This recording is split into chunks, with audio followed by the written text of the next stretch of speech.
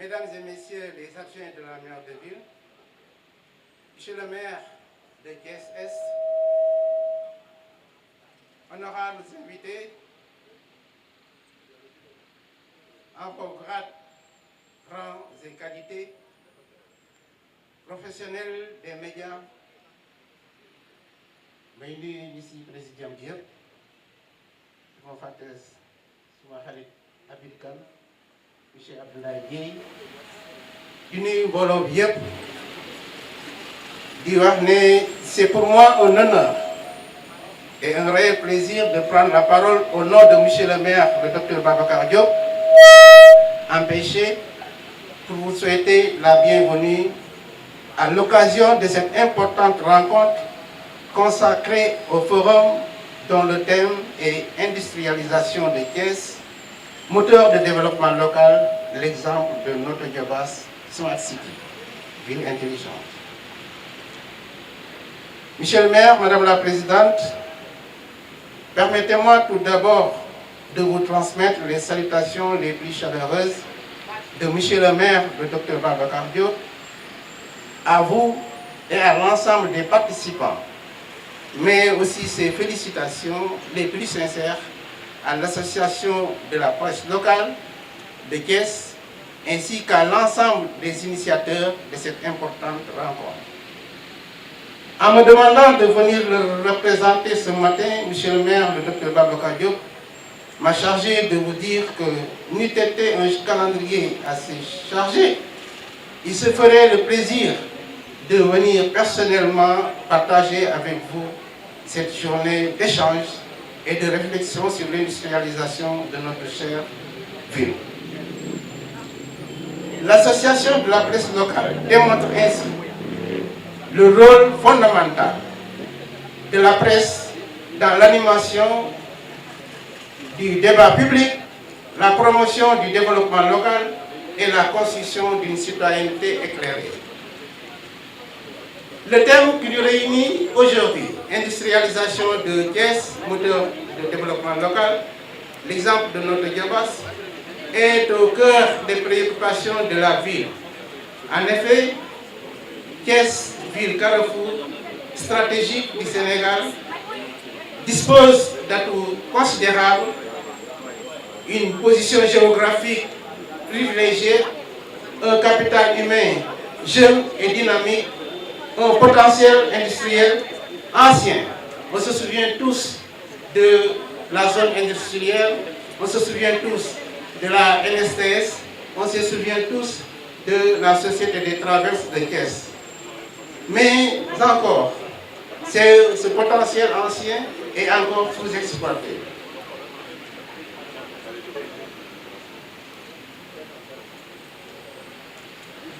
La ville de Thiès, l'industrialisation, mesdames, messieurs, n'est pas seulement une question d'usine ou d'infrastructure. Elle est avant tout un levier de création d'emplois, de transformation locale des ressources, de modernisation des services urbains et de renforcement de la compétitivité territoriale. Mais pour qu'elle soit véritablement bénéfique, elle doit être pensée en harmonie avec l'urbanisme, l'environnement, les technologies numériques, ainsi qu'avec les besoins réels des populations. Autant de pistes de réflexion qui seront certainement passées en revue au cours de ce forum. Au nom du maire, le docteur Babacar Diop, je voudrais réaffirmer avec force que l'avenir de Thiès se construira avec ses élus, avec ses citoyens, ses entrepreneurs, ses jeunes, ses femmes, mais aussi avec sa presse et surtout avec l'ensemble des collectivités voisines dont notre Diobass. Je voudrais, pour terminer, souhaiter au cours de ce forum des échanges fructueux et porteurs de solutions pour le développement durable de notre belle ville. Je vous remercie de votre attention. Thiès n'est plus seulement le carrefour des routes et des cultures. C'est aujourd'hui le point de départ d'une ambition audacieuse celle de devenir un véritable moteur industriel pour le Sénégal. Et au cœur de cette révolution territoriale se trouve un projet emblématique, Notto Dioba Smart City, un exemple lumineux de l'industrialisation comme levier de développement local thématique de notre forum. Notre région regorge de ressources minières. Les phosphates, la tapulgique et d'autres minéraux sont des trésors que nous commençons tout juste à valoriser pleinement. Thiès est déjà la première région minière du Sénégal. Notre position géographique stratégique à un carrefour national avec des infrastructures routières et ferroviaires qui se modernisent, sans oublier la proximité de l'AIBD, l'aéroport international Dakar-Blaise Diagne et bientôt le port de Ndayane. Et surtout, notre capital humain, une jeunesse dynamique, des artisans talentueux, des agriculteurs résilients. Et c'est sur ces fondements solides que nous bâtissons notre avenir industriel. Mais pour que ce potentiel se transforme en prospérité, il nous faut une vision claire, des projets structurants. Il nous faut également mobiliser toutes les communautés, informer davantage notre jeunesse sur les progrès, et sur les projets et programmes qui participent au développement de notre chère région. Et c'est tout le sens de notre forum, à l'initiative de l'Association des journalistes de la capitale du Rail, des professionnels des médias chevronnés, rompus à la tâche, qui participent ainsi au développement de leur nation à travers ces forums, ces différentes organisations qui mettent en lumière les potentiels réels de notre région, et Notto Dioba Smart City en fait partie. Car il ne s'agit pas d'un rêve, c'est une réalité en construction, un véritable hub industriel intégré qui va redéfinir le visage de notre région, la capitale du rail. La création d'emplois, on en parle. On parle de plus de dizaines de milliers d'emplois pour les jeunes de la région de Thiès. Mesdames et messieurs, l'activité de ce jour est la première d'une longue série d'initiatives d'intérêt public de l'Association des journalistes de Thiès. Il en sera désormais ainsi sur tous les sujets qui impactent positivement le quotidien des citoyens. L'APL invite ainsi l'ensemble des collectivités territoriales du département à œuvrer main dans la main pour le développement de nos terroirs.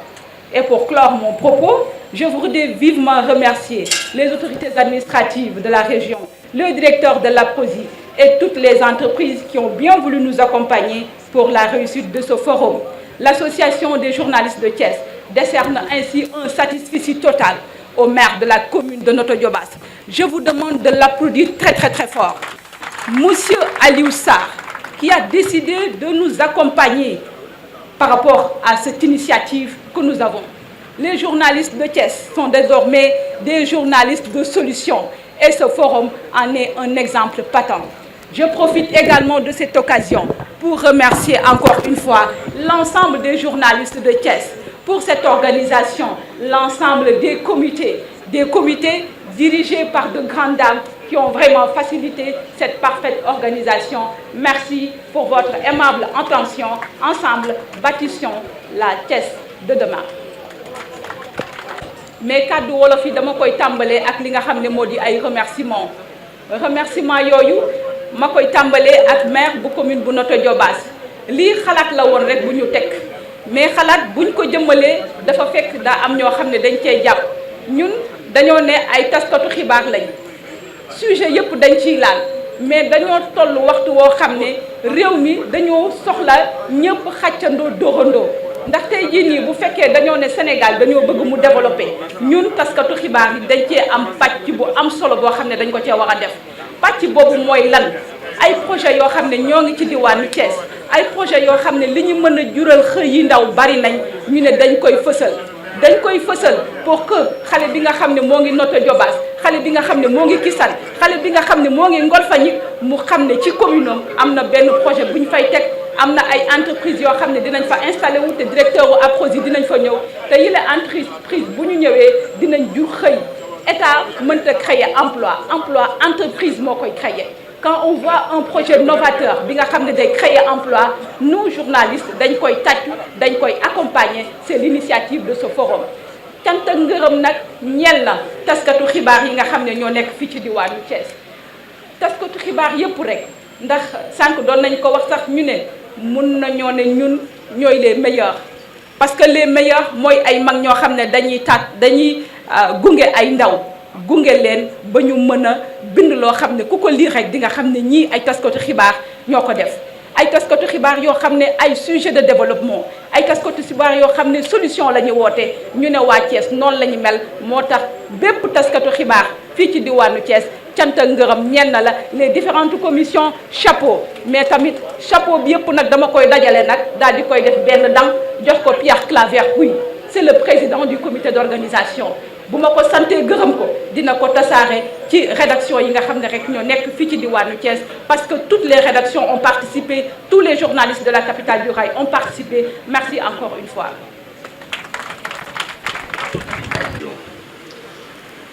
Je vais commencer un peu par demander à Monsieur le maire, avec son autorisation, de toquer un peu le protocole pour me permettre de m'exprimer en wolof parce que je juge que ce qui va suivre est tellement important pour nous qu'il nous est quand même demandé de le faire dans notre langue nationale pour permettre à toute la population qui est réunie ici aujourd'hui au niveau de la place de Thiès de pouvoir comprendre. Donc mbokk yi ñu ngi leen di gërëm ku ci nekk sa tur ak sant di am mbégte bu baax di participer ci activité bii nga xam ne ni association de la presse locale bu Thiès ñoo ko organisé àndoon ci ak autorité administrative yi ak autorité décentralisée yi tàmbalee nag di gërëm di sant suñu partenaire mais suñu xarit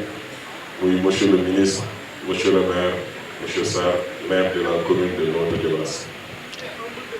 La dernière fois bi ma demee seet ko dañ doon waxtaan et c'était je pense la première fois qu'on se voyait depuis bi nga xam ne nii jógee na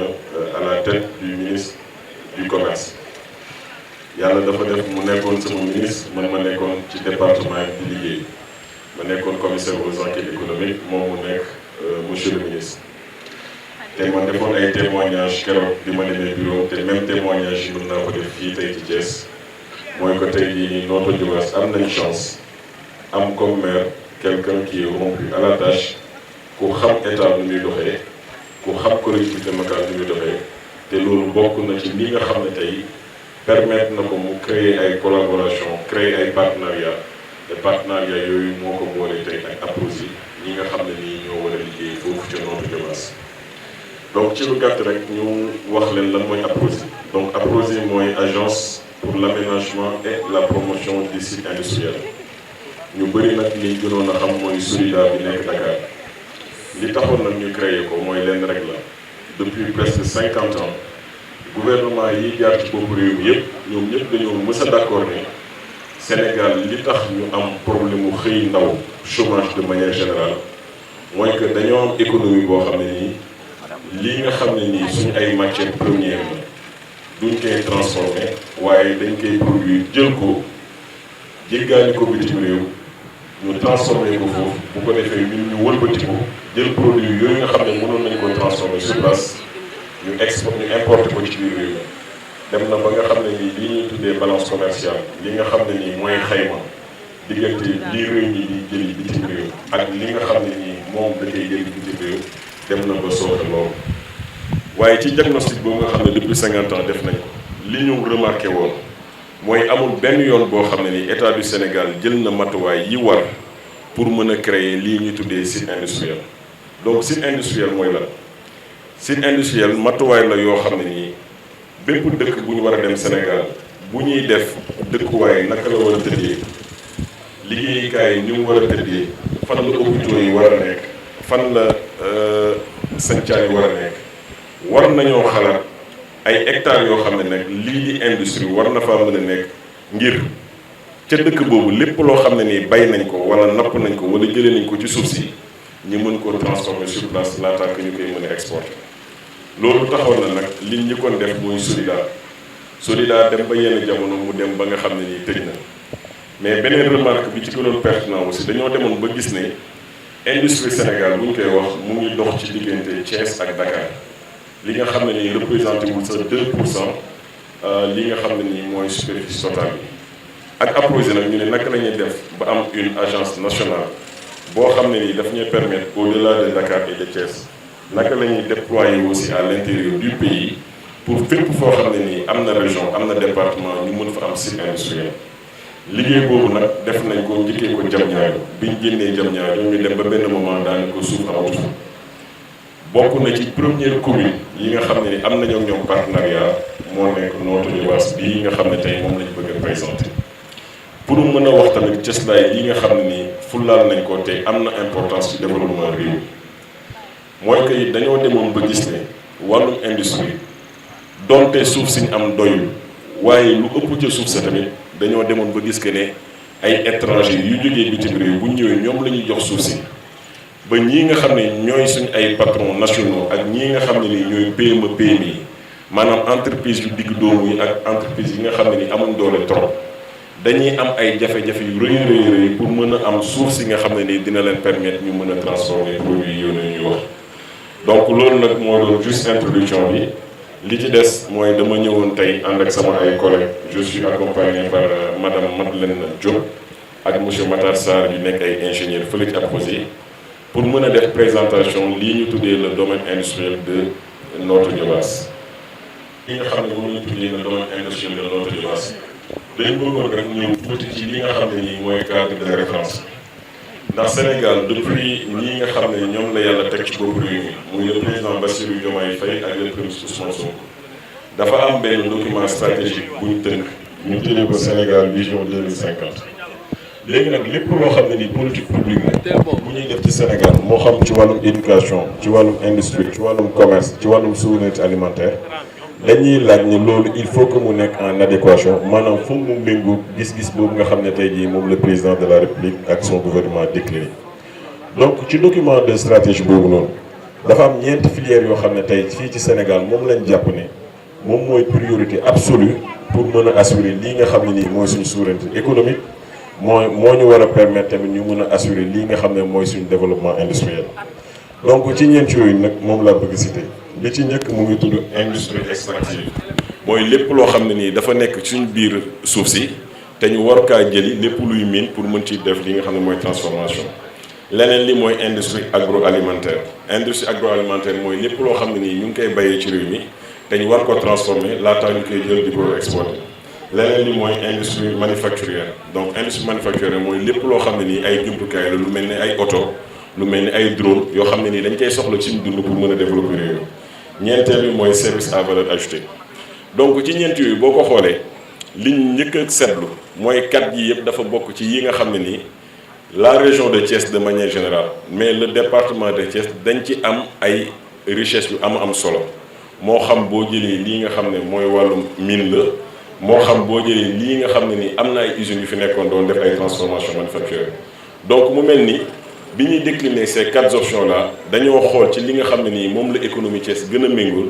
donc loolu tamit war naa mën a permettre région Thiès département Thiès ak commune de Notto Diobass naka la ñuy mettre en place des stratégies yoo xam ne dina mën a permettre aussi ñu tirer ci li nga xam ne mooy loolu. donc ñu bëggoon ci joxe aussi quelques approches yoo xam ne nii tey jii moom la gouvernement bi décliné li ci jiitu mooy fexe ba am une infrastructure industrielle adéquate mooy que liñ daan faral di gis te ñi nga xam ne miin nañ tuuti Thiès aussi moo fi am. da ngay ñëw booy dugg biir Thiès ci entrée bi daan nga am quelques industries boo génnee Thiès ci sortie ba nga gis 2 à 3 industries femmes mais dëkk Sénégal yëpp dañuy gis que ne industries yi ni ñu leen fa positionné dafa éparpillé maanaam dafa dem ba tasaaroo te loolu bokkul ci li nga xam ne nii dina permettre industrie ñu créer un écosystème donc la première chose li ñu war a njëkk a def mooy naka la ñuy fexe ba aménager ay zones industrielles yoo xam ne sur 50 hectares 100 hectares 200 hectares képp koo xam ne nii da nga bëgg a jógee bitim réew wala nga nekk ci biir réew mi bëgg a investir dans l'industrie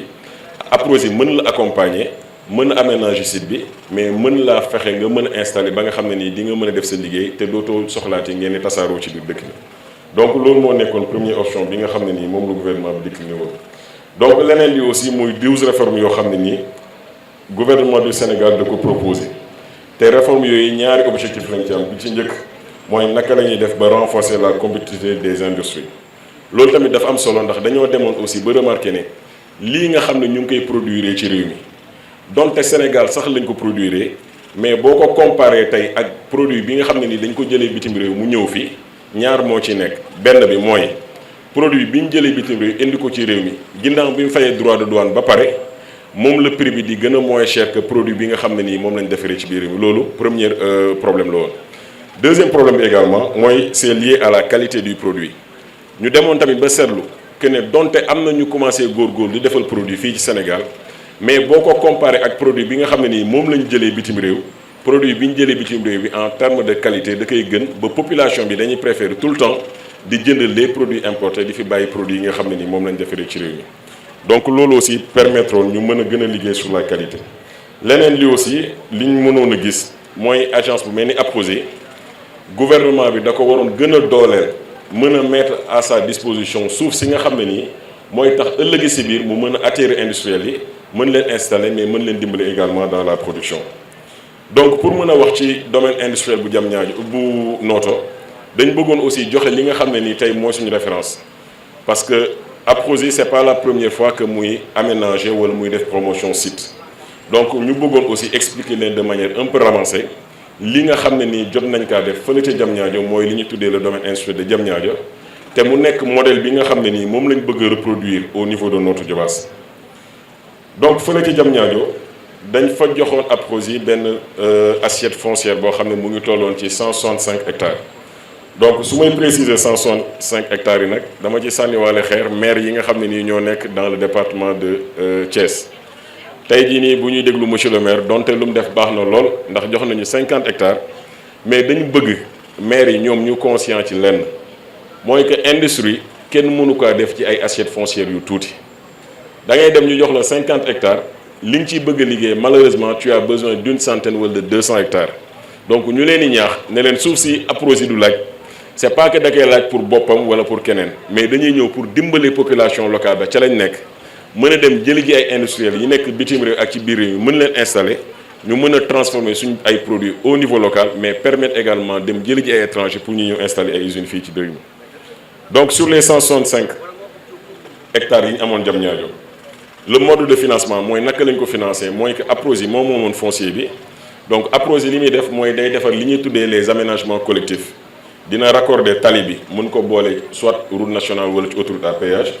mais aussi def lépp loo xam ne nii VRD la maanaam les voies les routes et les divers ak aussi système d'évacuation boo xam ne ñiy liggéey au niveau du domaine industriel lu ñu am yenn problème yi donc le fonctionnement c'est que ay terrain yoo xam ne la après dañ koy jox entreprise yi sous forme de cession mais mën leen étaler le paiement bi sur 5 ans ba nga xam ne après ñoom dinañ mën a disposer du terrain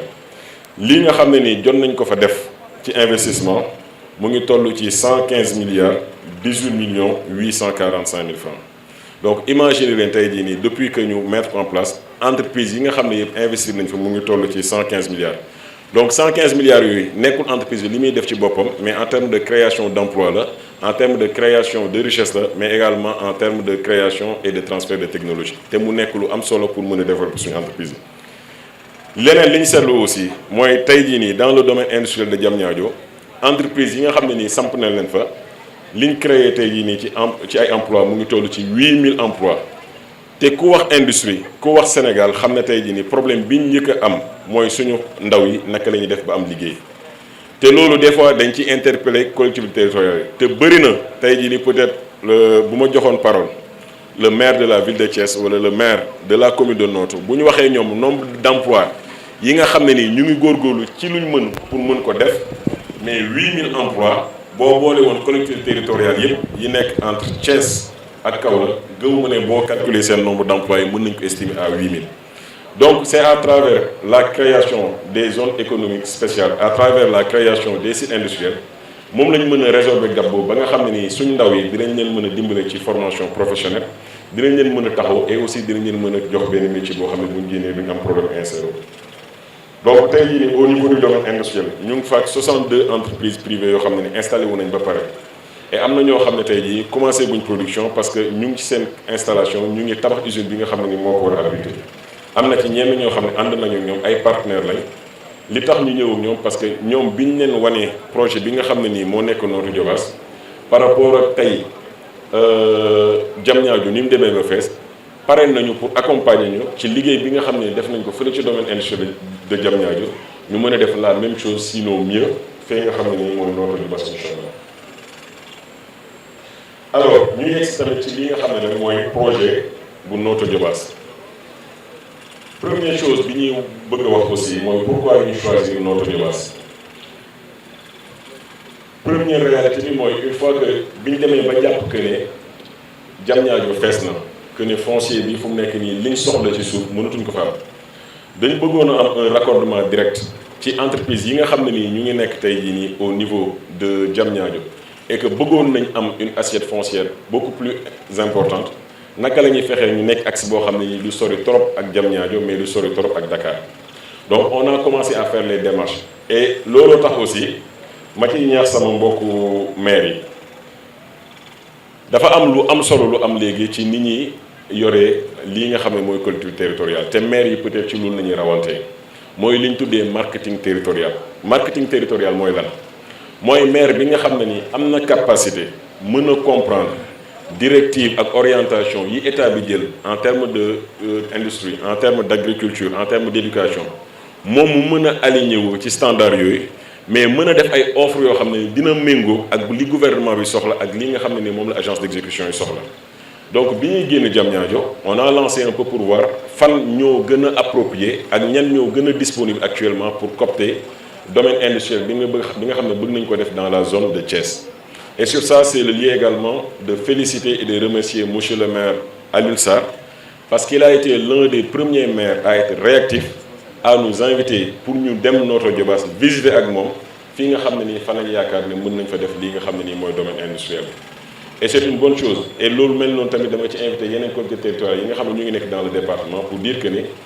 soxla nañ et on a des projets et tey jii nii problème bi ñu amoon au niveau de Diamniadio parce que loolu tamit benn anecdote bu ndaw la Diamniadio ubbi nañ ko créer plateforme bi créer domaine industriel bi mais souci bi ñu njëkk am mooy comment on fait pour attirer les investisseurs il a fallu que prix bi sax ñu kase ko à un tel parce que boobu péage bi amagul woon ginnaaw bi péage amee les gens se sont battus li ñuy xeex dem bitim réew rencontrer bañ mën ko def mais il s'est trouvé que ne li fi ñu nekkoon en 2015 2018 ak tey fi ñu nekk 2025 c'est tout à fait le contraire tey jii nii y a tellement d'entreprises yuy oote pour avoir un projet yoo xam ne bëgg nañ ko installer au Sénégal et que li leen ko permettrewul tey mooy on a dañu am problème foncier alors que ni bu ñu ñëwee au niveau des collectivités territoriales on se rend compte que ni ñoom am nañ foncier bi mais peut-être xamuñ naka la ñuy def pour mettre en place lii di site industriel yi xamuñ naka la ñuy def maintenant pour attirer donc Notto sa première force et je pense que ne sànq madame Youm mu ngi koy wax mooy que dans la région de Thiès dafa am un avantage comparatif par rapport à toutes les autres régions du Sénégal d'abord par sa proximité par sa position géographique et par sa position également géostratégique mooy lan à Notto on est à moins de 100 km de Dakar et on est à presque 25 km de Diamniadio. Monsieur le maire de Notto Diobass, mon grand frère et ami, le ministre Alioune Sarr, monsieur le maire de la commune de Thiès-Est, monsieur le représentant du maire de la ville, monsieur le directeur général de l'APROSI, mes chers amis et frères, acteurs politiques, acteurs économiques ici présents, je voudrais, avant l'entame de mes propos, présenter encore mes condoléances à l'association de la presse locale, représentée ici par sa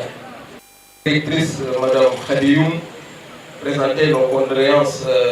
à votre homologue, votre collègue Georges Déthié Diop, à qui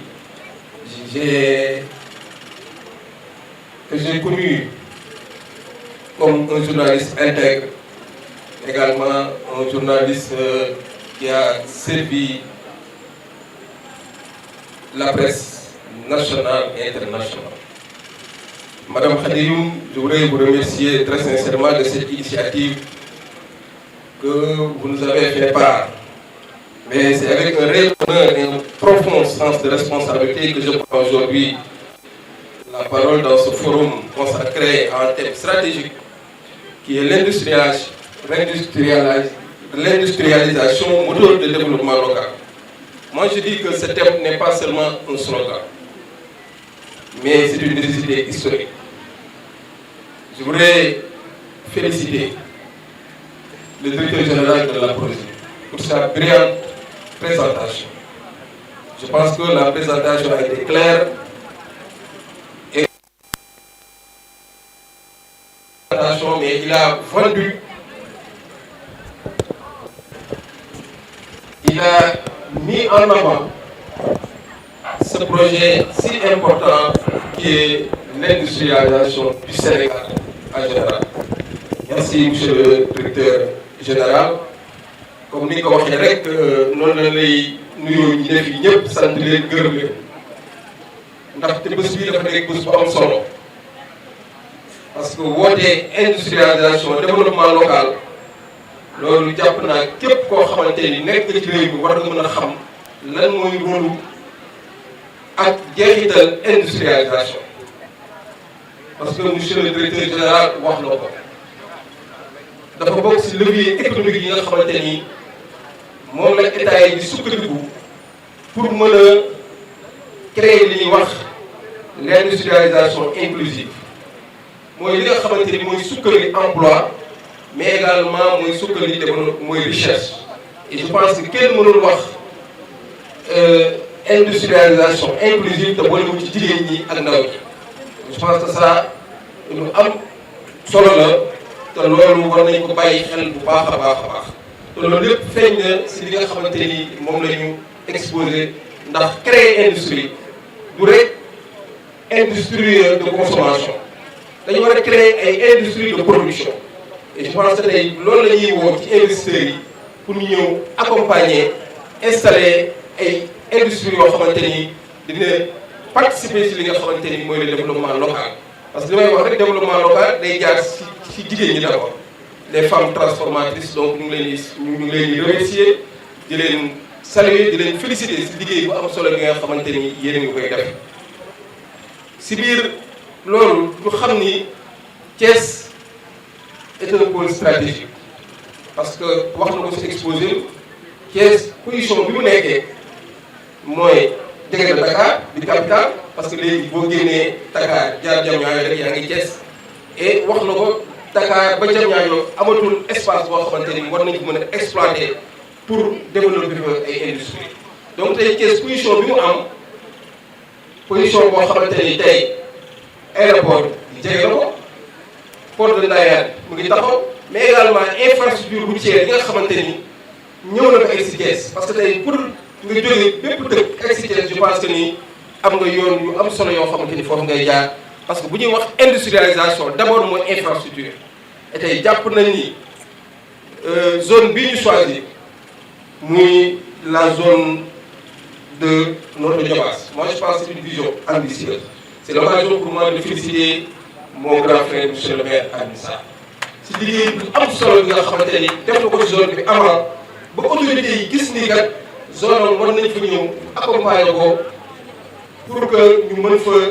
créer ay zones attractives yoo xamante ni ñooy indi des investisseurs sur le plan industriel. donc nag li ñu doon wax rek mooy la sécurisation foncière dafa am solo parce que booy wax industrie il faut que nga am le foncier industriel boo xam ne dañ ko war a protéger et je pense que loolu autorités yi jël nañ ci en compte bu baax a baax parce que it booy woo ay nit pour ñëw investir jàpp naa ni foog nga faciliter leen accès bi ci foncier bi pour ñu am garantie boo xamante ni parce que investissement industriel c'est des milliards et des milliards du loo xamante ni rek da ngay ñëw tey ñu jox la benn zone de hectare pour nga mën a développer cette industrie parce que industrie c'est dans la durée comme ni ko le directeur général waxee du activité commerciale c'est une activité dans la durée moyen et long terme donc je pense que tey foofu gis nañ ni zone Notto Diobass am na réserve foncière boo xamante ni war nañ ko mën a gën a sécuriser pour que ñi nga xamante ni am nañ ay projets pour Sénégal mais particulièrement pour Thiès parce que nag ñu nit lu ñu mënti wax it Thiès moo tax ñuy wax parce que suñu ambition restera toujours le développement de notre chère ville Thiès donc si loolu dañuy sant waa APROSI bu baax ñoom ñi nga xamante ni choisir nañ Thiès pour def fa zone industrielle. Donc si loolu ñun ñi nga xamante ne ay acteurs politiques la mais surtout ay acteurs économiques peut-être nit ñi dañ lay xamee rek ci politique mais nous sommes plutôt des acteurs économiques te appel boobu le directeur général woote ñun dinañ ko ci jàpp nañ ko ci taxaw pour la recherche d'investisseurs parce que ñun it am na carnet d'adresse yoo xamante ni c'est des relations internationales des investisseurs qui sont prêts à venir investir au Sénégal mais li tax ñoom ñu ñëw mooy ñu dalal seen xel jox leen suuf bu doy jox leen sécurité parce que loolu aussi dafa am solo ci dëkk balaa investisseurs yi di daw di ñëw foog mu am sécurité foog mu am stabilité et je pense que le Sénégal a été toujours un pays stable un pays de paix donc loolu tey ñun dinañu gën a sawar dem à l'international xëcc investisseurs yi pour ñu ñëw accompagner ñu parce que su boobaa njariñ lépp day desaat ci biir Thiès njariñ ji dafay des ci ndaw ñi njariñ bi dafay des ci jigéen ñi donc en tout cas monsieur le maire Alioune Sarr li nga choix bi nga xamante ni moom la ñu def ci yow xam na ni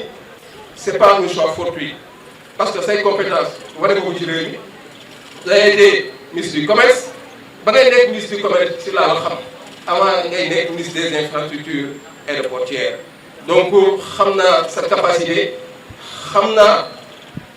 sa relation bi nga xamante ni am nga ko donc tey je pense que ni lii ñu jël indi ko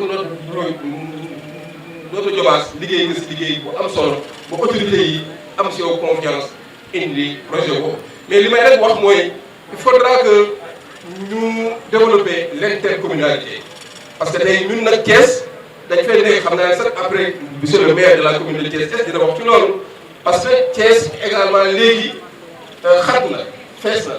te it nous devons bénéficier de ces projets de ces retombées donc loolu la ñu war a def intercommunalité entre les mairies yi nga xamante ni ñoo des département bi avec les mairies de la commune pour que ñu mën a àndandoo liggéey pour que li nga xamante ni ëllëg moom la investisseurs yi di def mairie ville yi mairie commune yi di si mën a gagné et je pense que loolu ça sera un partenariat gagnant-gagnant ñu àndandoo liggéey en tout cas daal li mu mën a wax mooy bés bii bés bu am solo la parce que ñun képp ku ñuy woo si loo xamante ni day développé Thiès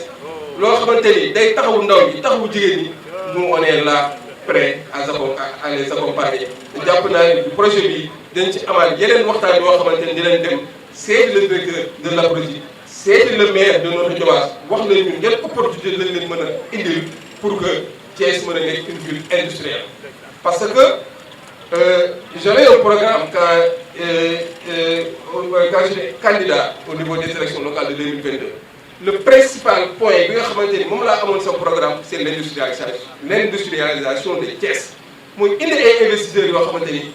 ñoom ñooy ñëw capter jeunesse bi capter richesse bi pour que ñu mën ko delloowaat fii ci Thiès parce que loolu rek moo ñu mën a génnee ci jafe-jafe yi nga xamante ni moom lañ nekk ci réew mi te loolu yëpp li ko mën a maye mooy état accompagner ñu parce que tey lii ñu def fii mooy état bi créer le cadre ba pare loolu moo gënoon jafe créer cadre bi zone yi ñu aménagé ko teg ko bu ko defee nit ñi nag dinañ am cawarte dem wuti investisseur pour ñu ñëw participer ci liggéey bi donc ñu ngi delloo encore di féliciter la presse locale ci initiative bu am solo bi ñu def woo acteurs yi ñu waxtaan ci li nga xamante ni mooy jëmale réew mi kanam mooy jëmale Sénégal kanam maa ngi sant ñëpp di gërëm ñëpp merci beaucoup jërëjëf. Et prier pour que Allah, dans sa miséricorde, puisse l'accueillir en son paradis. Je voudrais éventuellement présenter mes condoléances à l'ensemble de la presse nationale et surtout à la presse locale. Monsieur le maire Omar Ngalassis, représentant le maire de la ville, Dr Babacar Diop. Monsieur le maire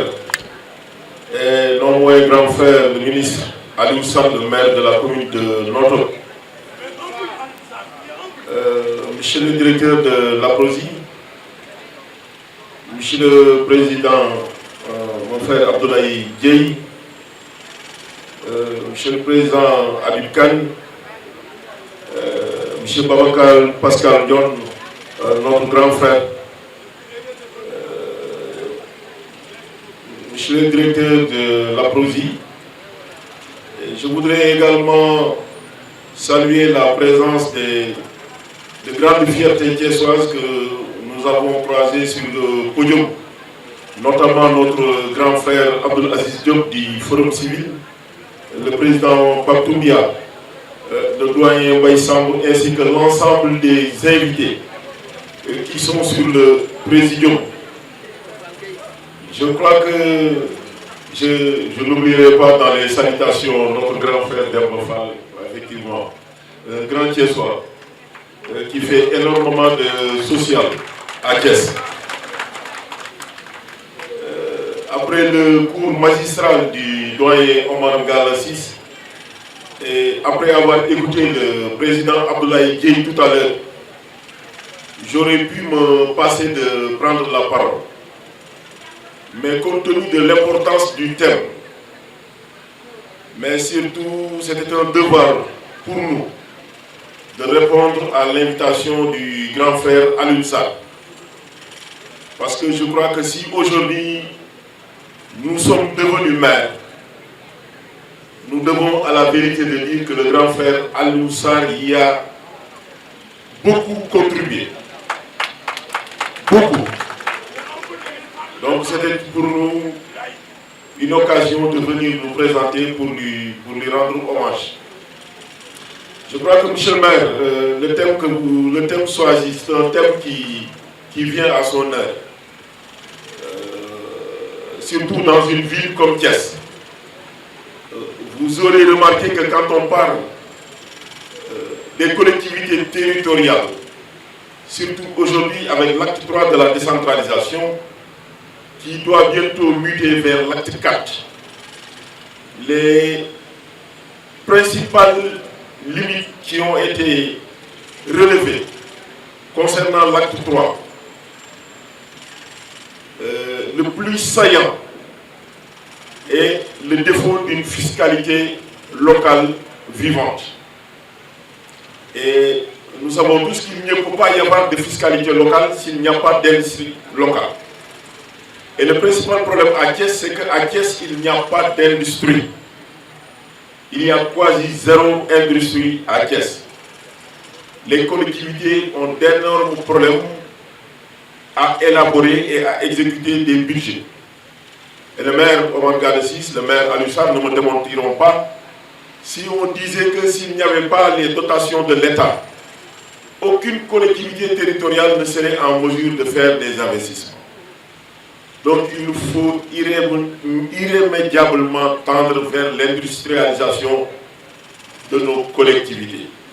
Donc, monsieur le maire Alioune Sarr, soyez remercié et félicité pour le thème que vous avez choisi. Je crois que dans le passé, on parlait de communes rurales et de communes urbaines.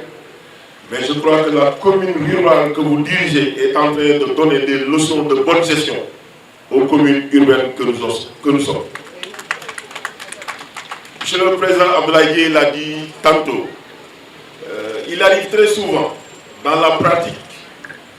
de nos administrations que des industriels, que des investisseurs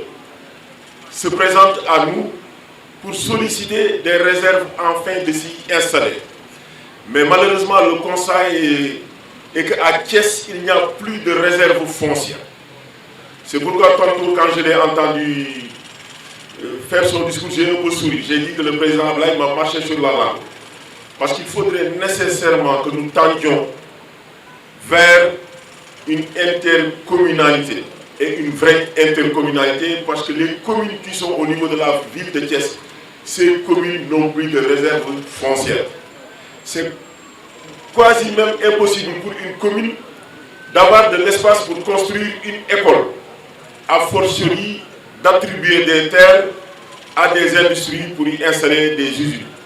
C'est quasi impossible. Donc sans une bonne intercommunalité avec des communes comme Fandène, des communes comme Noto, des communes comme Kermousso, des communes comme Tchénaba, il sera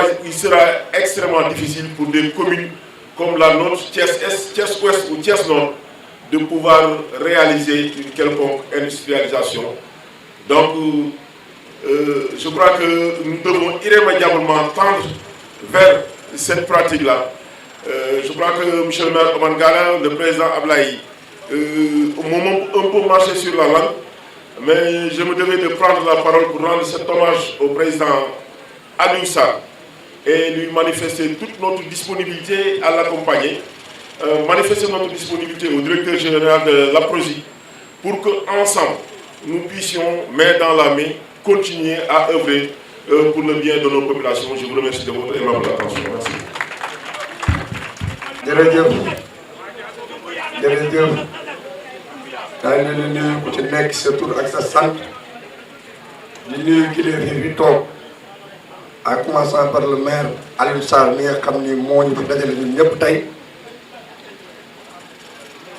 ak le directeur de l'APROSI bi nga xam ni moom la indi APROSI ak les partenaires ak le maire Ousmane Diagne mon frère Demba Fall Gueye ak mon frère Abdoulaye Gueye sama ñoom di day Aziz tonton kan yéen ñëpp maa ngi leen nuyu di nuyu sama frère Ousmane Fall di nuyu ñëpp di wax ni rek liñ fi boole bëri na mais li Ousmane wax sànq monsieur le maire Ngalla notre oncle et père wax ko sànq Ablaye confirmé ko mu nekkoon un combat boo xam ne képp ku nekk acteur développement bu Thiès xam nga ni intercommunalité Thiès waaye dañ ko soxla pour le bien-être à la population. waxuma ni on l'a pas fait administrativement mais def nañ ko ci jëf ci nit ñi ndax tey ñàkkut ñu bëri ñu toog fii ci biir dëkk bi lañ dëkk te ñu ngi dëkk biir Notto parce que Aliou Sarr wala ci biir commune am lañ leen bu leen mayee terrain ñu tabax ko dëkk kon population muy jouer rôle intercommunalité li des nag mooy def ko ci kii administrativement te loolu rek lañ ñaan man de acteur de développement la li ma gëm mooy Thiès ak laa bëgg du ma ne Thiès commune mais je parle de la région de Thiès parce que sama frère ko ma xam ko muy Babacar Pascal Dione Thiadiaye la dëkk tax pour kenn ni ma mel ak moom parce que tey li ma doon ci politique c'est grâce à sa personne Babacar Pascal Dione moom laa àndal di def ay action mu ni ma li ngay def dafa war a ànd ak politique parce que nit ñi jot nañ leen dégg doo nañ leen nopp te da nga ko war a doxal maanaam ñëpp xam nañ ni man dama naan ginnaaw yàlla yónnee dégg samay waajur benn bailleur laa muy Serigne Babacar Sy lu ma am moom lu ma mel moom kenn defalu ma dara man Serigne Babacar rek a ma def mais nag am nga droit ko am formateur parce que moom ma formé moo tax tey suñu frère le maire Aliou Sarr dafa am ñetti buntu kër ci ñun waa Thiès ci autoroute bi boo demee yaa ngi jot Dakar Mbaye balaa nga jot moom Mbaye soo jaaree ñuy Baxdaat dem kër si xaalim loo yaa ngi jot Notto boo jaaree yoonu Seras ci commune bi nga xam ne fa la mairie est bi nekk yaa ngi dem Notto kon Aliou Sarr buntu yi mu ñu ubbil bëri na kon ñun ñoo war a dem teg ko affaire bi ñoo ànd ak moom liggéey projet bii nag Smart City bi jarul ma ci wax yaakaar naa ni sédir na Thiès yëpp moo tax mu ñëw tey ko projet bi amul Thiès bu mu sédirul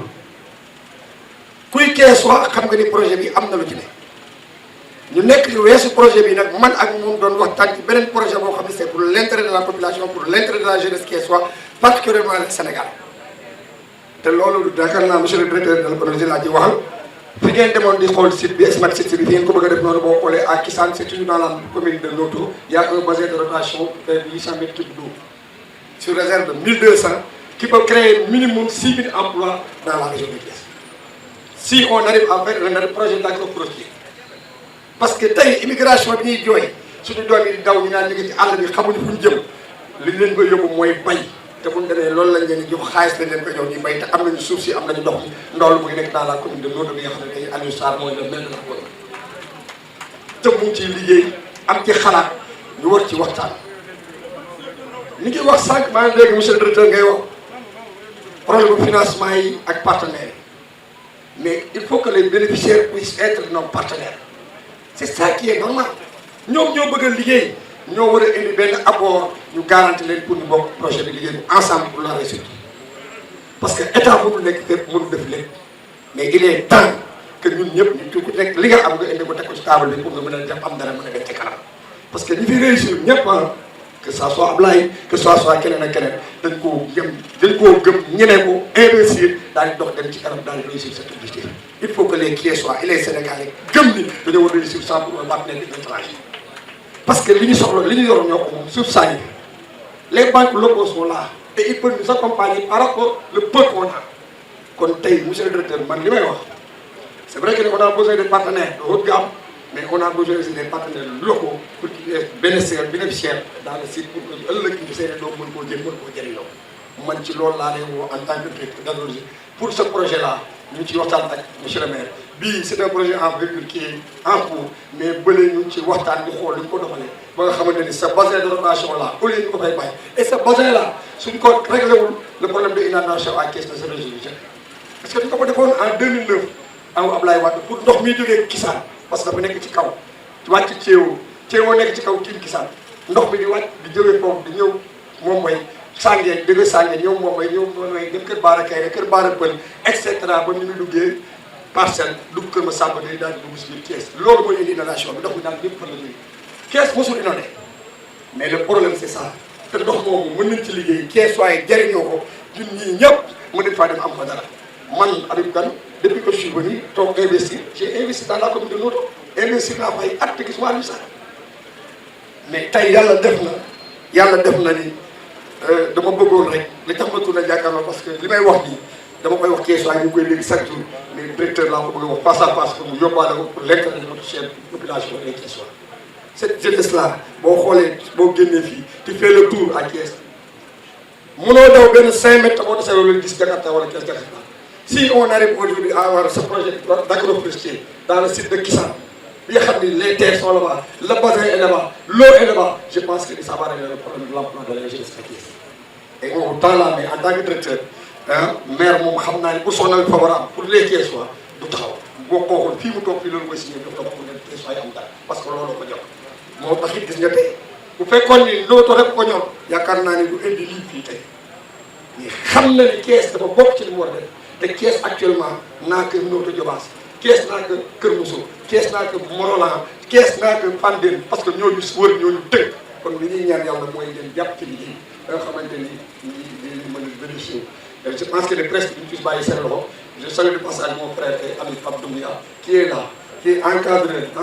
à Thiès encadré jeune yu bëri tey presse bi ñu fi doon ñëpp am nañ fu ñu jaar ak moom je pense que li ñuy jaral mooy nañu ànd ci dëkk jàppalante ci dëkk def bi ñëpp li ñu war a def mon frère Demba Fall gis ngeen ko il fait de son mieux ci li mu jàng di créer ay emploi mais li ëpp solo monsieur le directeur yow rek laa koy wax parce que ñii chaque jour maa ñoo may ne mais yow laay yóbbante yow laay sonni yow laay waxal pour nga fexee ce projet de Kissane pour ñu lépp mën a appliquer daal di koy appliquer daal di koy askan bi je pense que je vous remercie. merci. maître de cérémonie mbokk yi asalaamaaleykum wa rahmatullah maa ngi yëkkati kaddu yu nuyoo ak kaddu ziar di ko jëmale ci képp fi teew waaye di ko teg ci loxo monsieur le représentant du maire de la commune le maire Omar Ngalla Ciss teewal fi le docteur mu accueilli tey forum bi waaye di ko teg ci loxo monsieur le maire de la commune de Thiès notre frère Ousmane Diagne waaye di ko teg ci ki nga xam moo woote daje bi tey muy monsieur le maire de la commune de Notto Diobass notre frère Alioune Sarr di nuyu kilifa yi fi teew yëpp notre Habib Kane mi ngi fii notre frère Pascal Babacar Pascal Ndiol Abdoulaye Dieye notre frère ak kilifa yi fi teew waaye di nuyu aussi association de la presse locale nga xam ne bi ñuy jotee invitation bi dañu bàyyi lépp lu ñuy def pour mën ko teewee ndax li ñu woo dafa bokk ci loo xam ne jaamu yàlla la ndax li fi dajale tey développement la luy jëmale réew mi kanam la luy indi dal la luy indi jàmm la di nuyu la présidente Khady Youm di ko jaale Georges Déthié Diop di ko jaale toute la presse waaye di nuyu le doyen de la presse locale aussi suñu frère Mbaye Samb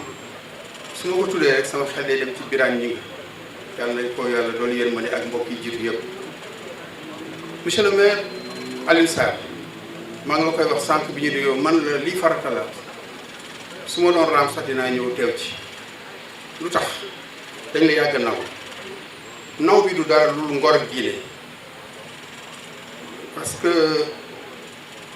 gis nañu ni maire nga ancien ministre nga mais fi nga jaar yëpp li ma jàpp ci yow mooy éthique au double sens éthique de conviction muy ay valeurs yu nekk ci yow sa loolu li koy def surtout mooy daara mooy diine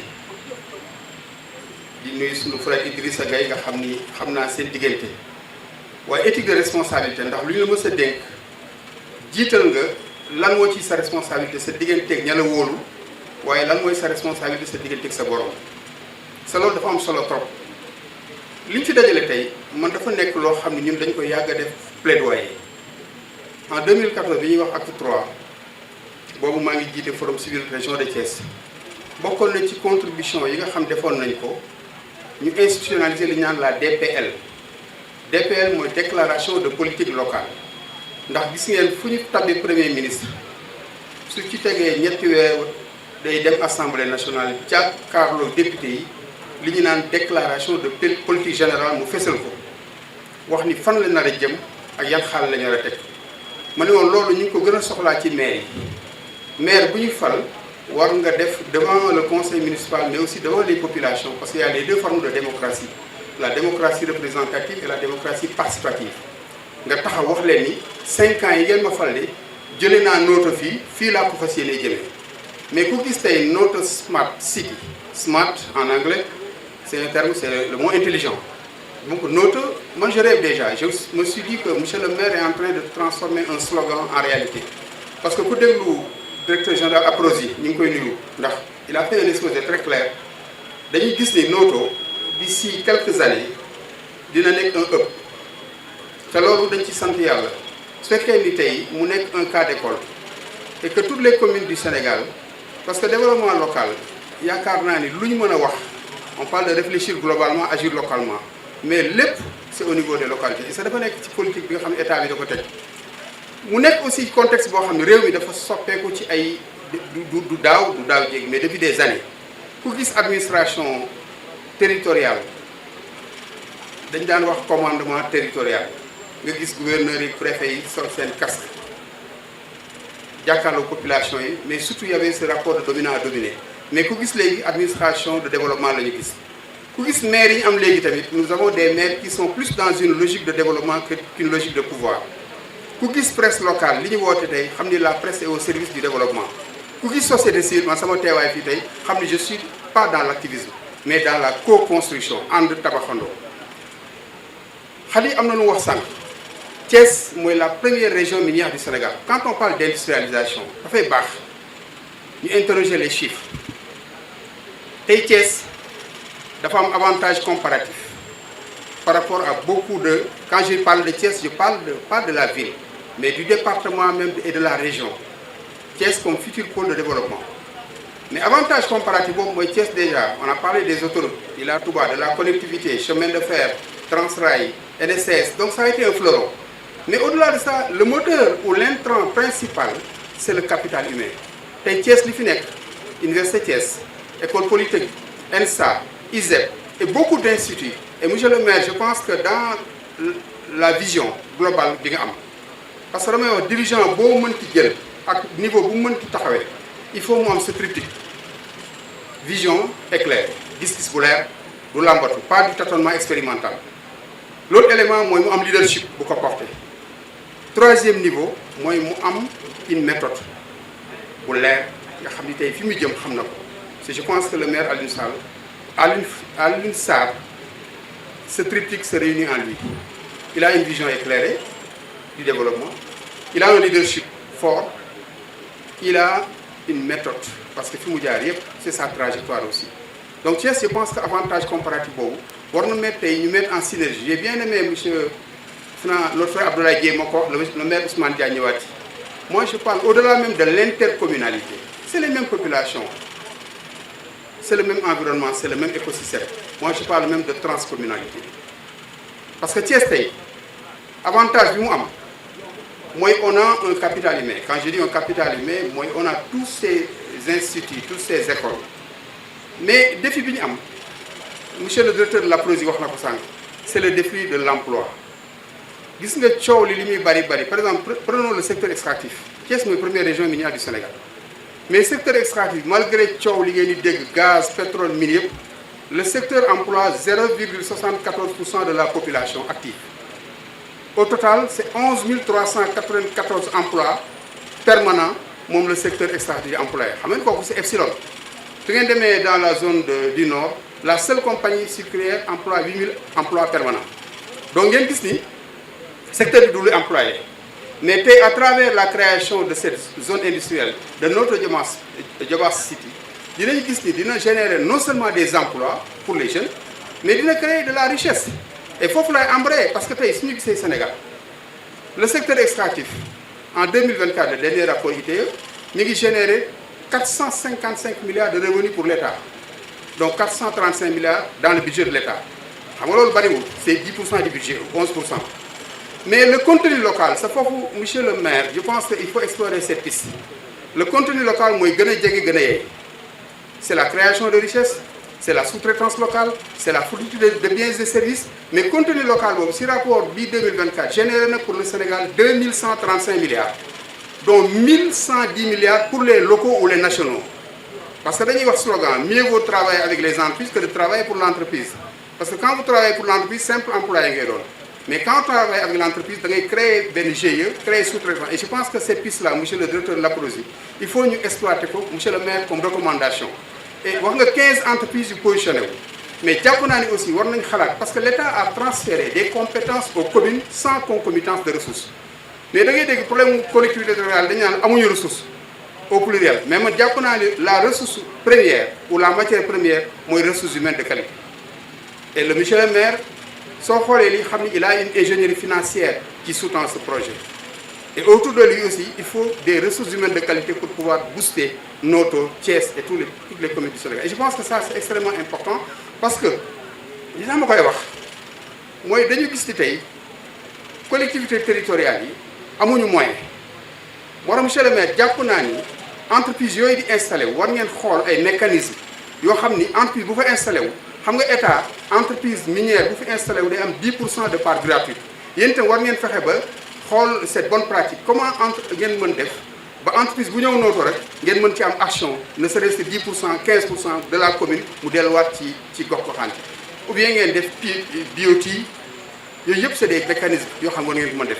beneen dimension xam naa fa laay daaneele surtout c'est extrêmement important la dimension bonne gouvernance gis nga lu ngeen mënti wax sa amul yorin wu sell du mujj fenn bonne gouvernance nag dama ciy jël rek quelques principes parce que loolu mooy suñu métier bonne gouvernance surtout éthique mooy d'abord la participation il faut ñu fexe ba ñi ci war a bokk ci ñu boole leen ci la participation des populations et des communautés la deuxième dimension c'est équité bokkul ak égalité mooy ma am sama ñaari soxna ne naa leen yemale mais équité mooy su weeru tabaski jotee kii dafa njool kii dafa gàtt naa fexe ba ki njool ma jox wutal ko 6 mètres bassin riche Getzner ki gàtt ma wutal ko 3 mètres wala 4 mètres mais su ma jëlee 4 mètres yi jox ko ki njool jël 6 mètres yi jox ko ki gàtt loolu du équité donc équité aussi dafa war am mais beneen bi mooy efficacité efficience monsieur le maire je sais que sous peu avec cette nouvelle démarche cette nouvelle dynamique notre smart city vous verrez beaucoup d'entreprises vous verrez beaucoup de projets mais ngal la avant na ngeen am un cadre de mise en cohérence mu bañ am pëccëxoo c'est-à-dire entreprise yi fay ñëw ak ña fay intervenir muy ONG yi na am benn mise en cohérence loolu dafay régler ñaari problème dina régler efficacité dina régler efficience dernier bi mooy transparence lu sell rek day am njëriñ ak redevabilité di rendre compte parce que maire yi ñi ngi nii toog monsieur le maire Alioune Sarr a ngi nii toog monsieur le maire Ousmane Diagne monsieur le maire Babacar Diop comme tant d'autres maires mais ci yoon prévoir ñu maire def li ñu naan redevabilité alors que man jàpp naa ne maire bu ñu fal waroo xaar 5 ans yi rek war nga at bu ne nga dajale sa collectivité territoriale dajale population yi ne leen kat at bii lii laa ci réalisé lii mooy sooxe lii laa yéene woon pour ñu gën la gunge même les sectoriels je pense que mais comme c'est pas institutionnalisé ça peut être une bonne pratique donc fi may terminer surtout extrêmement important je parle par expérience parce que nekkoon naa forum civil nekkoon naa ITIE nekkoon naa publier si donc wàllu mine gaz pétrole toutes les réformes yi am Sénégal yëpp yàlla def na bokk nañ ci xalaat nañ ci mais dafa am loo xam dafa sooxe ci texte yi muy la dimension anthropologique xam nga wax nañ foncier mais su ngeen gisee conflit yu bari luy am mooy c'est cette dimension. Je pense que c'est un exemple qu'il faut démultiplier, ne pas laisser les entreprises tout simplement capter 100% des bénéfices réalisés dans les investissements. Je pense que c'est extrêmement important de penser à cela. Mais il y a aussi la valorisation de la ressource humaine locale. par le transfert des technologies. Parce que les entreprises qui s'installent vont nécessairement recruter du personnel local et vont contribuer à leur formation. Ça aussi, c'est important. L'impact de l'industrialisation au profit de la commune, mais l'impact aussi au profit des habitants, au profit de la localité. Je l'ai dit tout à l'heure, le premier impact, c'est la création d'emplois. Ensuite, il y a la formation professionnelle de ces habitants, de ces populations. J'en ai parlé, mais il y a aussi et surtout la valorisation et la sécurisation des terres du domaine national. Là également, je sais que le directeur général de l'APROSI, ici présent, en est conscient. Il ne faut pas tout simplement se limiter à la privatisation des dépendances du domaine national, à les mettre à la disposition à 100% de ces entreprises qui pourront à terme faire entrer ce bien qui est un bien privé dans notre patrimoine personnel et au détriment de la commune et des populations. Il faut qu'on trouve une formule qui permettra vraiment aux populations locales de bénéficier de ces terres qu'ils délaissent au profit des entreprises, de continuer à bénéficier de ces terres. Parce que s'ils se délaissent de ces terres-là, les entreprises vont les exploiter et les populations n'auront plus d'autres possibilités de ressources, de sources de revenus. Il faudra donc qu'ils trouvent une formule leur permettant de bénéficier de cette mise à disposition des dépendances du domaine national. Évidemment, c'est un débat qui est d'actualité, qui est un débat qui peut être approfondi, qui concerne la privatisation du domaine national au profit des entreprises qui sont installées. Vraiment, il faudra, dans ce processus-là, tenir compte des intérêts des populations. Je voudrais, pour terminer, parler de l'exemple de Noto Djobas Smart City. Ceux qui m'ont précédé en ont parlé. Les avantages comparatifs sont énormes concernant Noto. Il y a sa position géographique, il y a sa proximité de l'AIBD, la proximité du port de Ndayane, la proximité des grandes villes de consommation, telles que Thiès, telles que Mbour, telles que Dakar, la proximité également des sites hôteliers, mais il y a surtout, disons, sa position géographique qui lui permet vraiment de capter ce genre d'investissement. Il y a également la nature du sol au niveau de Noto, qui est composée de terres planes ou bien de plateaux, qui peuvent vraiment accueillir des investissements très importants. Mais il y a aussi un autre avantage comparatif, mais cette fois-ci qui est subjectif, c'est la qualité du maire de Noto. Moi, j'ai apprécié le maire de Noto, qui a occupé beaucoup de responsabilités au niveau national, au niveau international, et qui est revenu dans son terroir, construire sa maison dans sa commune, habiter avec ses populations. Ça, c'est un exemple qu'il faut dupliquer, et vraiment, je le félicite pour cela. Et pour cela, il a la possibilité de connaître les difficultés de sa commune, d'apporter des solutions. Je ne voudrais pas trop m'étendre outre mesure, je voudrais arrêter mon intervention à ce niveau-là, remercier la presse locale, exprimer également mon plaisir de me retrouver encore à Thiès, parce que j'y ai occupé des responsabilités de premier plan. Donc c'est un grand plaisir et je voudrais pour cela féliciter M. le maire de m'avoir invité. Je vous remercie. Merci pour cette... Yàlla julli ci yonent bi sallallahu alayhi wa sallam ñuy sant suñu ñaari waajur ñu di leen nuyu bu baax a baax nag di jiital ci nuyoo bi monsieur le maire, monsieur le ministre, monsieur le président muy Alioune Sarr, maire de la commune de Noto Diobass. Ñu ngi nuyu maire zone est monsieur Ousmane Diagne, di nuyu représentant maire bu Thiès ville, di nuyu suñu càmmiñ ñi nga xam ne nag ñooy opérateur économique yi fi teew ginnaaw bu ñu nuyoo directeur APROSI ba pare. Directeur APROSI ñu ngi lay nuyu bu baax di la dalal jàmm di rafetlu bu baax a baax sa déplacement ak kàddu yi nga xam ne présenté nga ko fi ci Smart City. Bu ñu xoolee nag opérateur yi nga xam ne ñoo fi toog économique dañ ciy jiital Abdoulaye Dieye, di nuyu Habib Kane, di nuyu Doumbouya, di nuyu Babacar Pascal Dione, waaye di nuyu suñu càmmiñ Abdou Aziz Diop. Nuyu boobu nag dañ leen koy jox rek ngeen jàllaleel ñu ko ñëpp. Mbaye Samb ñu ngi lay nuyu bu baax, waaye di nuyu présidente APS muy APL muy Khady Youm. Nuyu journaliste yëpp dañ koy teg ci loxoom mu jàllaleel ñu ko.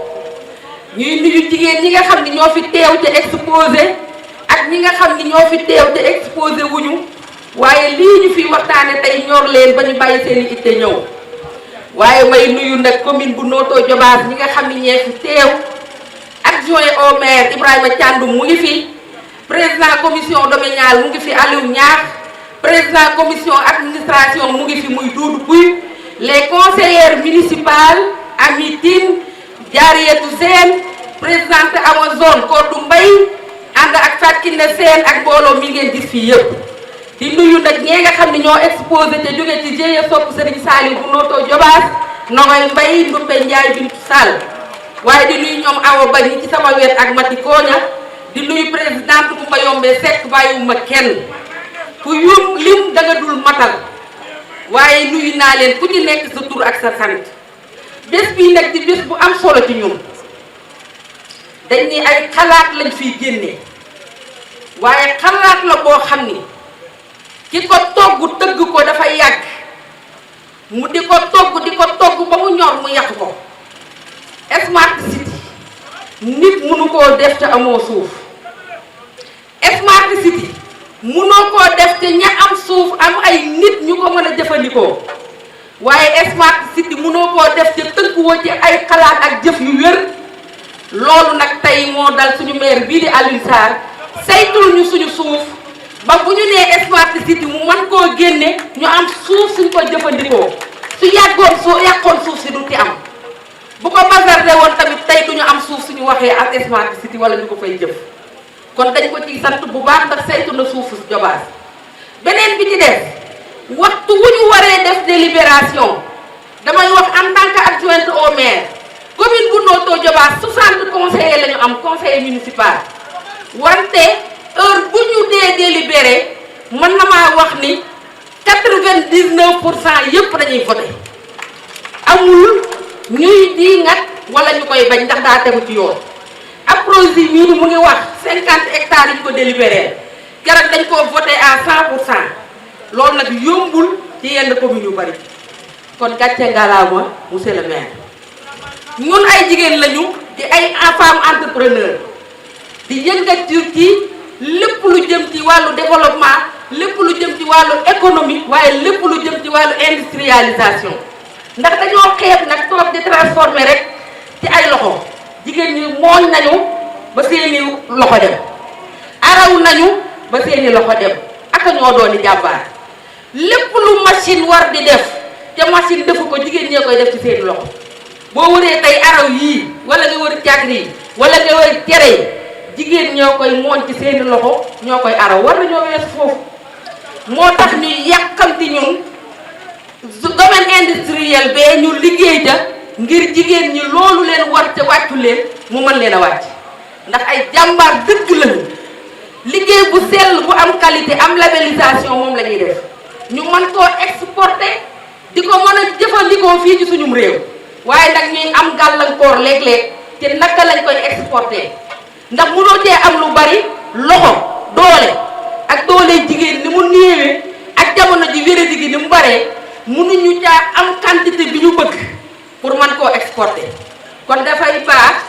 bu ñu nee industrialisation lépp lu jëm ci agroalimentaire ñu fexe ba boole ko jumtukaay yu matale ba jigéen ñi seen doole yi ñu doon jëfandikoo ñu bàyyi ko ndax xereñ gaa ngi fi mën-mën baa ngi fi xam-xam baa ngi fi kon loolu dañuy ñaan yàlla suñu borom mu mottali ko ba ñépp ñi nga xam ni bëgg nañu yëngatu ci fànn googu ñu mën cee gis seen bopp bu baax a baax ñuy santaan nag bu baax ak a gërëm APROSI yéen a njëkk a ñëw war a am 4 ponk yu ngeen liggéey benn ponk bi ngeen wax ci agroalimentaire kon ñun ñu ngi xaar te jàpp naa ne dinañu ci gis suñu bopp ndax nag ñàkk ñu fayda te xam nañu li ñuy def monsieur le maire fii li nga xalaat lii nga teg muy Smart City war a jéggi Diobass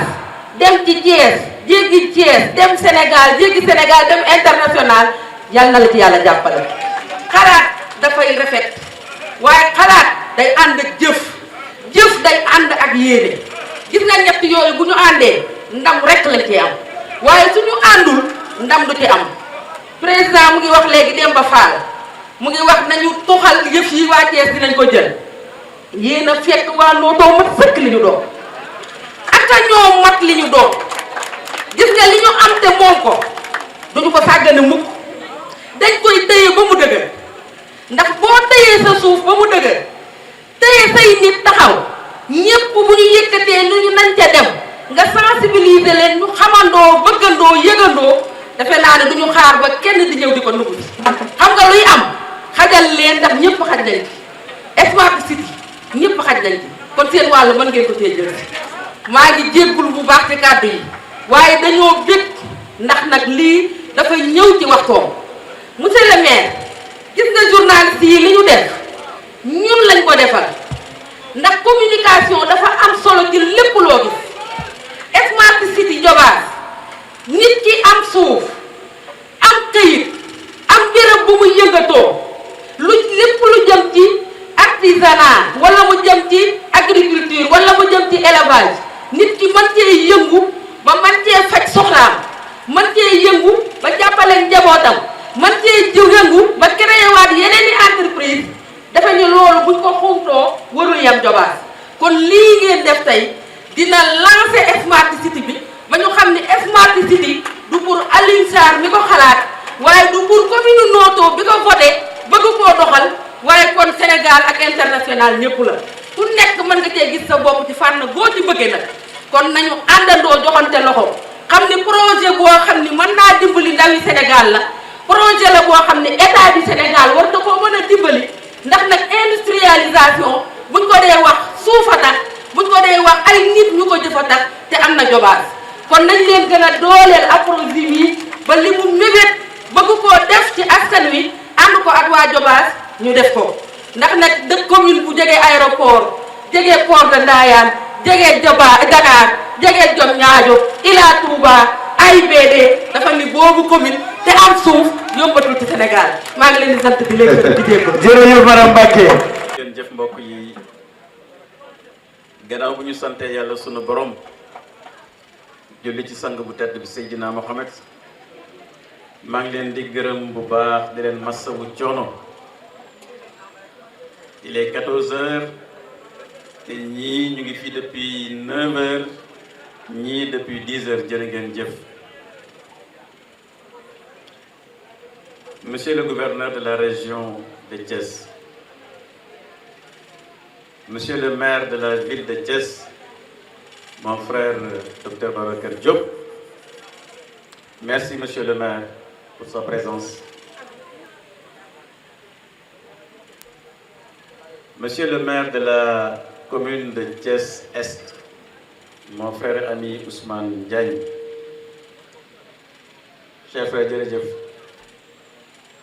Monsieur le directeur général de l'APROSI, merci. mën naa wax lu bëri ci yow mën naa la wax bëri ci kuréel bi nga bokk muy les commissaires aux enquêtes économiques te ñu nekk un corps de l'État, de la très haute administration, mais j'allais dire également de la très haute compétence. tey ngeen nekk dans tous les niveaux de la gestion de l'État. loolu lu muy wone mooy lu ñu mën def ci résultat ci ministère du commerce nous l'avons fait avec vous dans la discrétion et vous avez aidé le Sénégal dans la discrétion. jërë ngeen jëf. Monsieur le Président Babacar Pascal Dione, mon frère et ami, mon parent sérère, Babacar Diokondian, merci pour la présence. Monsieur le directeur Pape Doumbouya, jërëjëf sa teewaay te inch'Allah dinañ gën a yaatal waxtaan. Monsieur le Président Demba Fall Gueye, mon frère, mon ami, félicitations pour liggéey bi ngay def te li ci kanam raw lay bët. Monsieur le Président Habib Kane, l'homme social, talibé Cheikh, jërëjëf Pape Ali, merci pour ta présence et pour ton message. Monsieur le Président Abdoulaye Dièye, mon ami, mon frère,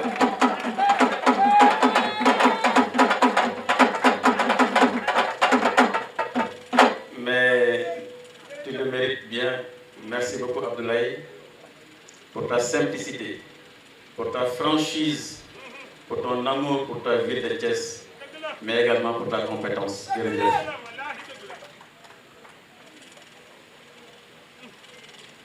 chers amis, opérateurs économiques,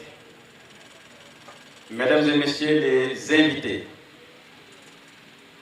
mesdames, messieurs les conseillers municipaux de la commune de Notto Diobass, mesdames, messieurs les conseillers de la ville de Thiès, mesdames, messieurs, chères populations de Thiès. Bëgguma fàtte kenn di gërëm bu baax a baax madame la présidente de l'association de la presse locale de Thiès, la brillante Khady Youm. Khady, merci beaucoup. Khady Dioko Diallo, félicitations. Tu es digne héritier de Ndiarmay Kondio. Tu es digne héritier de Djignum Youm. Djignum Lig Simel Falatir Moussa Tadoban. Donc xam naa jërëjëf la presse de Thiès. Me rendre hommage à la presse de Thiès, mais me rendre hommage à la presse du Sénégal. Pour votre courage, pour votre bravoure. Vous travaillez parfois dans des conditions extrêmement difficiles. Mais jërëjëf, parce que vous êtes le 4e pilier de la nation, le 4e pilier du pouvoir. Une presse doit être solidifiée, une presse doit être renforcée, une presse doit être encouragée. Puisque sans la presse, il n'y a pas de démocratie. Initiative bi ngeen jël wax dëgg si yàlla am na doon wax sànq di ma gërëm monsieur le maire de Notto Diobass jërëjëf président Abdoul Aziz Diop. Monsieur le président Abdoul Aziz, je proposerai au conseil municipal du 18 prochain, parce qu'on a un conseil municipal le 18 février bii di ñëw naa leen proposer te conseil yaa ngi nii ci biir mbooloo bi naa leen proposer la création d'un comité consultatif de suivi de Notto Diobass Smart City boo xam ne naa ko teg seen loxo yow ak Babacar Pascal Diop ngeen ni ñu xelal accompagner dans la transparence, dans la bonne gouvernance pour l'intérêt du Sénégal, pour l'intérêt des populations du Sénégal. Ndax li ngeen fi wax xam-xam la Inch'Allah, je vous enverrai cette décision parce que mën naa leen wax fii que naa ko proposer au conseil municipal, mais je peux vous dire là que le conseil municipal le votera à 100%. Ndax comme ni ko Ndeye Fatou waxee, nous avons un conseil municipal boo xam ne lépp li ñu fa yóbbu dañ koy argumenter te tey. li ñuy wax ci Notto Diobass Smart City wane na nekkatul un projet de la commune de Notto Diobass nekkatul un projet de Thiès mais c'est un projet du Sénégal ndax bu ñu demee ba l'agence nationale chargée de la promotion des sites industriels nekk agence bu rëy a rëy ci réew mi nga xam ne bànqaas la ci gouvernement du Sénégal su demee ba saytu ko su demee ba loi des finances 2026 dugal dans la loi des finances le budget pour domaine industriel Notto Diobass waa Notto Diobass war ngeen xam ne projet bi léegi dépassé na Notto Diobass dépassé na Aliou Sarr, c'est un projet de la nation. Mais waa Diobass loolu lañu bëggoon faire utile à la nation, servir la nation à qui nous devons tout. DG jërëjëf, c'est ça le Sénégal. Le Sénégal traverse les clivages politiques. Le Sénégal doit traverser les clivages partisans, les clivages ethniques, les clivages religieux. C'est ça le Sénégal. Et chers amis, ñii toog fii tey am ngeen responsabilité Demba, Habib, Ousmane, Ablaye, Babacar, monsieur le maire, am ngeen responsabilité ndax waa Thiès sas nañ leen sasoon ngeen ci kanam waa Thiès. Et ne faites pas li ma bëggul wax sas ngeen parce que li ñu fi waxtaanee pendant 4 heures de temps mooy la création d'emplois pour la jeunesse, mooy la formation professionnelle, mooy la création de résidentiels pour le logement. waay ban Sénégalais moo gisul boppam ci loolu, ban Sénégal moo gisul boppam ci loolu. kon mbokk yi sama kaddu cant la ak ngërëm ndax li ñu war a wax yëpp wax nañu ko ci Notto Diobass Smart City duma ci sore ndax li DG Aprosidi wax ñoom Ablaye Dieye wax ko, ñoom Habib Kane wax ko, ñoom Ousmane Diagne wax ko. Sur l'intercommunalité, oui effectivement, quand un projet dépasse le cadre du périmètre communal, il doit être porté par l'ensemble. Et l'entente de la nouvelle ville de Thiès, justement, est un cadre dans lequel nous devons justement porter le projet Notto Diobass Smart City. Monsieur le directeur général de l'APROSI, Le domaine industriel pour lequel nous avons voté est de 50 hectares. Mais si vous avez besoin de 500 hectares pour un domaine industriel, notre Diobass est prêt à vous mettre à votre disposition 500 hectares. Parce que nous visons, monsieur le directeur général de l'APROSI, le prochain pôle pétrochimique du Sénégal, nous voulons qu'il soit ici à Thiès. Pourquoi? Parce que, chers amis, Thiès, c'est la ville minière. 100 millions de tonnes de basalte. Thiès, c'est 50 millions de tonnes d'atapulgite. Thiès, c'est le pétrole de Kayar. Thiès, ce sont les cimentiers. Monsieur le directeur général de l'APROSI, soyez notre interprète auprès du gouvernement pour que le pôle pétrochimique qui va transformer la moitié des réserves prouvées en gaz du Sénégal et en pétrole soit fait ici à Thiès. Et en ce moment-là, monsieur le directeur général, le business plan de ces programmes que nous avons étudiés avec des experts nous ont montré ceci. Que le gaz du Sénégal en réserve prouvée est estimé à 1000 milliards de mètres cubes. 1000 milliards de mètres cubes. Le pétrole en réserve prouvée du Sénégal estimé à 1 milliard de barils.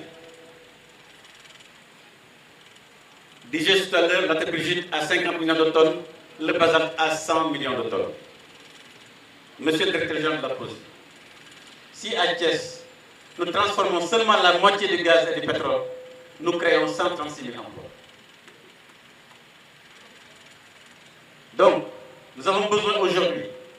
d'un partenariat entre l'État, les collectivités locales,